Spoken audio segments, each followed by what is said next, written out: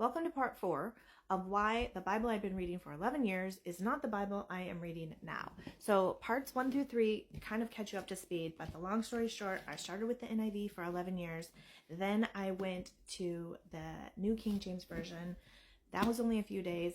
Then I went to the King James Version, realized that that didn't even have everything in it, and finally I ended up buying the 1611 King James Version for $200, and that is what I'm reading now. But where we left off yesterday was talking about what happened to all the Bibles before 1611. So I jumped onto chat and I asked it because a girl's got to know. So it says, great question, and it opens the door to a rich and fascinating history. The King James Version of 1611 wasn't the first English Bible, not even close. Because I'm like, okay, how come the earliest translation we have is 1611? Like, what happened to the rest of them? Like, obviously there was more writings prior to that. It says it was actually the culmination of over 200 years of English Bible translation, often marked by danger, persecution, and incredible dedication. Tell me more. So here's a quick breakdown. Number 1, the early English translations before the printing press. So that was John Wycliffe's Bible, and those were written from 1382 to 1395. The first full translation of the Bible into English from Latin Vulgate, I think it says, not Hebrew or Greek. Wycliffe and his followers, the Lollards, copied it by hand, and it was illegal. The church actually opposed the translation to the common tongue, and after Wycliffe's death, the church declared him a heretic, dug up his body, burned it, and scattered his ashes. It doesn't get better from there. Also, side note, I've started going into the translations to the readers that I showed you yesterday. This is actually mentioned in there. Not specifically this, but what happened to other people as they were translating it. Fascinating.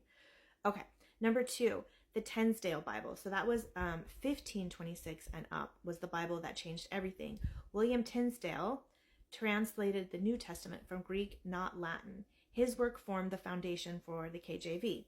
His Bibles were smuggled into England, often hidden in flour sacks or barrels, and then Tyndale was executed, strangled and burned in 1536 for translating the scripture into English. His dying words were, "Lord, open the King of England's eyes," which I feel like I got chills right now. God answered that prayer when he commissioned King James to have the 1611 version translated.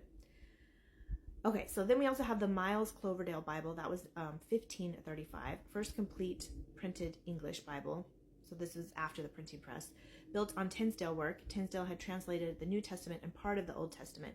This was authorized by King Henry VIII during the brief period where English Bibles were permitted. Then we go into Matthew's Bible, 1537, a combination of Tyndale's and Clover's work, published under the pseudonym Thomas Matthew, who was really John Rogers, who was later burned at the stake. Then we have the Great Bible of 1539, commissioned by King Henry VIII, placed in every church, and it was the first authorized English Bible based on Cloverdale's work.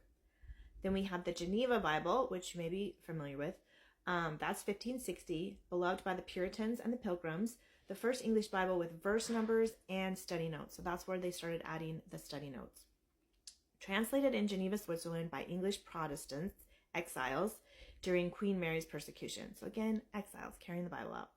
Popular but controversial because it is strong Protestant notes and marginal comments. And some were critical of the monarchy. So that was frowned upon. Then we have the Bishop's Bible in 1568, and that was authorized by the Church of England to replace the Geneva Bible in churches. Less popular than Geneva and mostly only used at the pulpit. Then we have the Douay-Rheims Bible from 1582 to 1609. That's the Catholic English translation from the Latin Vulgate, created in response to the Protestant English Bible. So basically the Protestant added their notes, and then the Catholics were like, no, we're going to make our Bible, we'll add our notes. You can kind of see where this is going.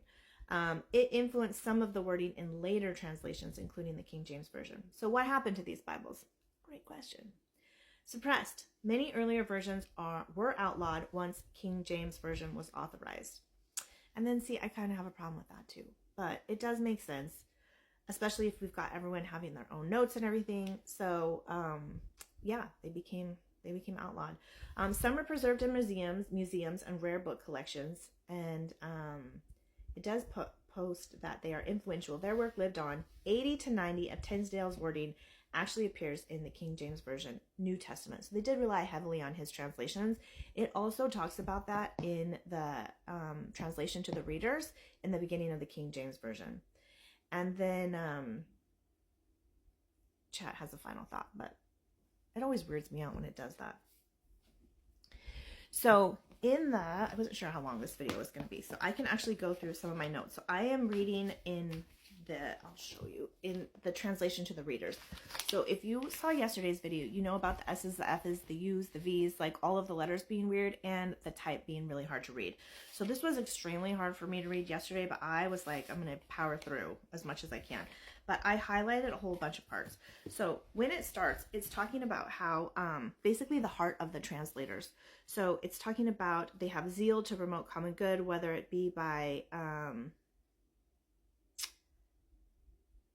designing anything themselves or revising anything that hath been labored on. I'm not going to read it in their wording because it's really hard to understand. But basically, they said that they basically are saying that they understand that instead of thanks, well, first of all, it's a labor of love that they're doing. And they know that it's not without, they're not going to get respect and esteem, but basically find cold entertainment in the world. So they know that this isn't going to be super popular because it's going to affect culture. And then they also talk about, I love this line. It says, and then if there be any hole left for evil to enter, and evil, if it does not find a hole, will make one, is sure to be misconstrued and in danger to be condemned. So they're already saying, like, hopefully that there's no hole left for evil to come in, because if there is, there will be, and it's sure to be condemned. So then they talk about that they know that the word's been given to God, and that it's a rare learning experience that to be attained.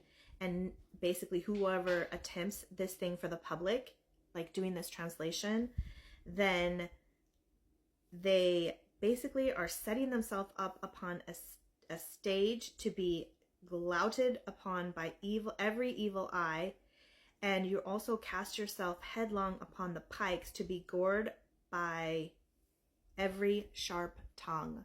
So they knew, like writing this, that they were setting themselves up to basically have everyone come at them and tear apart what they've done. And so even though they had all these translators and they're trying to get the purest translation that they can, they know that they're setting themselves up, which we know as Christians, when you put yourself out here, even me, you're going to get people that are come back and give you their 2 cents of what they feel is whatever. And it stinks, but it was happening even then. Like, they knew it was going to mess up the culture.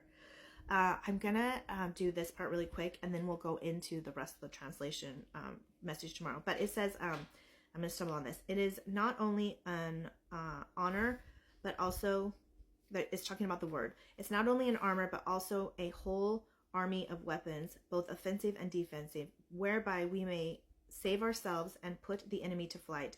It is not an herb, but a tree, or rather the whole paradise of trees of life, which bring forth fruit in every month, and the fruit thereof is for meat, and the leaves for medicine. It is not a pot of manna, or a cruse of oil, which were for memory only, or for meals, meat or two, but it were as a shower of heavenly bread, sufficient for a whole loft, be it never a whole host, be it never ever so great, and as it were a whole cellar of oil vessels, whereby all our necessities may be provided for, and our debts discharged.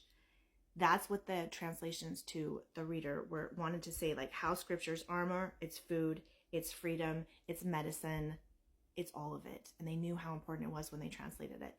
So if you want to dive more into the translator to the readers and what else is in the King James Version 1611 Bible, follow for more.